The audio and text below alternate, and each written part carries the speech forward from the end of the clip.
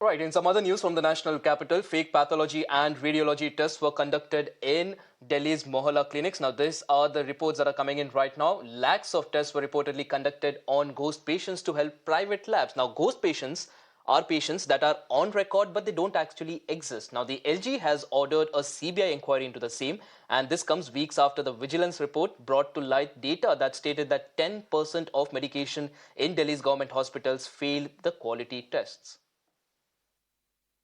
नकली दवाइयों के स्कैम के बाद एक और स्कैम सामने आया है जिसमें ये कहा जा रहा है, जो एलजी ने सीबीआई इंक्वायरी की भी उसमें बात करी है कि किस प्रकार से मोहल्ला क्लिनिक्स में फेक रेडियोलॉजी पैथोलॉजी टेस्ट हुए प्राइवेट लैब्स को फायदा पहुंचाने के लिए, और मॉडस ऑपरेंडाई इसमें नकली फोन नंबर्स का इस्तेमाल किया, कई सारी चीजें इसमें इस्तेमाल करी गई। मैंने कहा कि अरविंद केजरीवाल भ्रष्टाचार के कीर्तिमान स्थापित कर रहे हैं, लेकिन लोगों की जान से खेलना, अस्पतालों में नकली दवाई देना, अभी तो वो विषय चल ही रहा था, उसकी जांच हो ही रही है।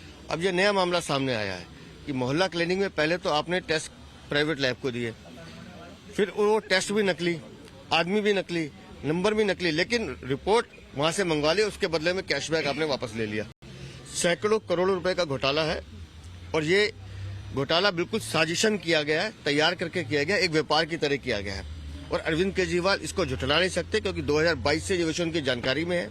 उस समय के स्वास्थ्य मंत्री मनीष सिसोदिया को पता था, आज के स्वास्थ्य मंत्री जो उनके प्रवक्ता बने हुए हैं उनकी जानकारी में है।